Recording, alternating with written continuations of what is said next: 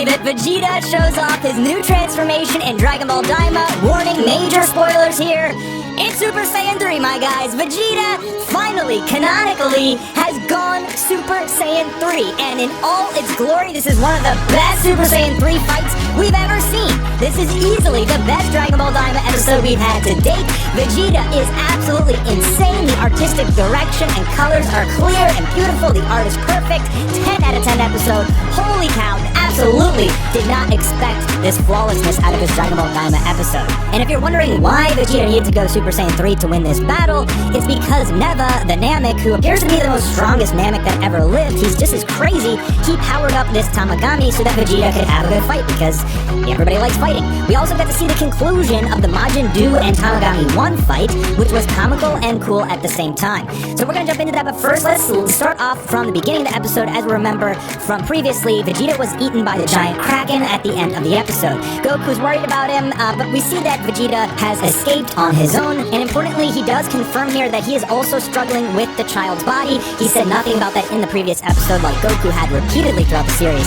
So at least we know Vegeta's feeling the same thing. Maybe he's a little more adjusted because of his gravity chamber training, but in any case, now he has to 1 verse 2. He's got the Kraken beneath him, he's got the Tamagami above him, and he's kind of being forced to power up throughout this episode. Now he blows himself out of the Kraken's mouth, he yawns and gives up and just goes down to sleep, and now we get this insane combat between Vegeta and Tamagami number 2, and it was amazing. I mean, some of the smears and the angular camera movement is just incredible in this series, but most importantly to me is the artistic direction. I definitely want to talk about that a little bit down the road, because they're doing such a good job here. Now, Majin Buu, we saw he's much stronger than Majin Buu, but he's much more of a bozo like Fat Buu, and he pretty much wants to give up in the fight, starts throwing a temper tantrum because he wants chocolate. And so he spends part of the episode just giving up on fighting and just running away because he needs chocolate in order to fight. And eventually, his brother Majin Buu is going to give him some and power him up. But first, we're going to go back to Vegeta, back to this high speed, high combat, and Neva is going to power up Tamagami 2 and give him a mini little transformation, a kind of color change and a power up, so that he'll be stronger than Vegeta again. So, in any case, this is the explanation for why Vegeta is struggling in Super Saiyan and Goku didn't. This Tamagami has been powered up. Vegeta here gets hit by this little twirling tornado water thing, and now we're gonna go back to Majin Buu, who is running for his life. And I'm not sure if this scene here is supposed to be that important, but at one point Tamagami 1, he smashes the ground and it creates such a powerful earthquake that even King Goma feels it. So, are these guys in the first demon realm? Or, I mean, is the Tamagami that powerful that the whole demon realm can feel it? But look at these animations, dude. Holy cow. Whoever is animating this scene is an actual god. You cannot deny that the animation in Daima is very, very good. Majin Buu's gonna finally bring the chocolate. He's gonna throw one at his big fat brother, and as he eats it, his eyes light up, and he gains some sort of supercharge of power, and that allows him to blow out all the smoke like Majin Buu. He sucks it back in and blows out this giant nuclear blast, which almost decimates the Tamagami. Now, I'm going to show you this clip a couple times because I want to get this artistic direction point through to you and why Daima is doing this so good. Look at the amount of chaos going on in this scene. Flashing lights, a character being pushed back, rocks, smokes, impact frames, and smears. Yet even with all of that, it's still so clear and easy to digest. That's extremely hard to pull off, and one of the things that they have done better than anything here in Dragon Ball Daima is the artistic direction, the use of clean scenes with just incredible color grading and minimal chaos. Like, it makes it very digestible for your eyes. The pacing and combat is basically perfect. You can see everything that's going on. And one of the biggest problems I had with Dragon Ball Super Broly, it was just simply too fast. When Gogeta is fighting Broly, it's spinning around on 1 frame, which means 24 pictures a second, and it's just like too much for your brain to digest. You kind of miss all of the art. But here in Dragon Ball Daima, it's much more slowed down, much more easily digestible, and it's very pleasant to watch. I mean, extremely pleasing to the eyes. These scenes are just pretty. Like, they're just beautiful. And if there's anything else to take away from Daima, it's just artistic beauty. They have really given this series so much love and care, and it shows. Majin Buu is finally going to win the fight. Tamagami 1 is defeated, but first they have to finish the final challenge, the final test, which is usually some sort of comical thing. In this one, they have to add up all these numbers after seeing them sequentially. We learn that Majin Buu is some sort of autistic genius. He was able to add up all those numbers. He doesn't get the credit, but they get the Dragon Ball. And so something happens here where Aransu pretty much denies that Majin Buu did anything here, and so maybe he turned into a good guy later on. Goma and Degetsu are freaking out because they're like, well, at least there's 1 Dragon Ball left, right? And nope, Vegeta is going after it right now. He gets knocked out, goes underwater, wakes up, and finally begins to unleash his Super Saiyan 3, and the rest is history.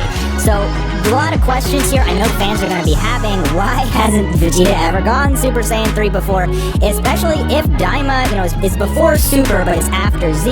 It's kind of an inferior form. I mean, it is powerful, but it consumes way too much stamina, and Vegeta probably just hasn't really, I guess, ever had a need for it, and that's the explanation. He gets Super Saiyan Blue in Dragon Ball Super, so like, why would he ever have to go Super Saiyan 3 again? Blue is arguably far superior of a form because you have perfect ki control. But it's still incredibly nice fan service. I mean, we've wanted to see this forever, and it's not the adult Super Saiyan 3 Vegeta that we wanted to see, but it's something. I mean, at least they gave us the action and they made it raw. They knew that this fan service would make fans happy, and so they put in the extra work on the episode, and it really paid off here. This is the best episode of Daima so far. I really have zero complaints. I don't know how you could criticize this episode at all. To me, it was just perfect.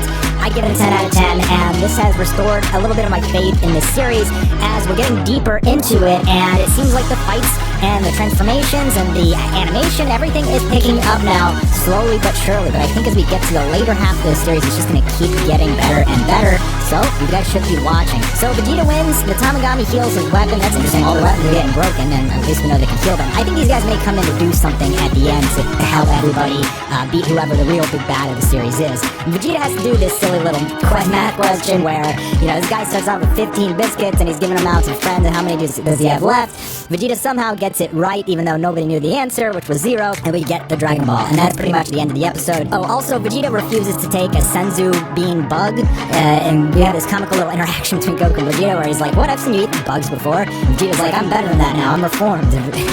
Goku's like, you don't seem reformed, and Vegeta gets pissed off, but it's hilarious. And you see this little interaction between the two of them, and Glorio is watching, and I think this is him having a change of heart. Right now he's working for Aransu, but after all these adventures with his new friends, I think he's going to become a good guy, potentially sacrifice himself to save his friends or something like that. And with that, everybody will go now to get the third Dragon Ball and rescue Dende. But what they don't know is that Aransu and the two Majins are in control of that Dragon Ball.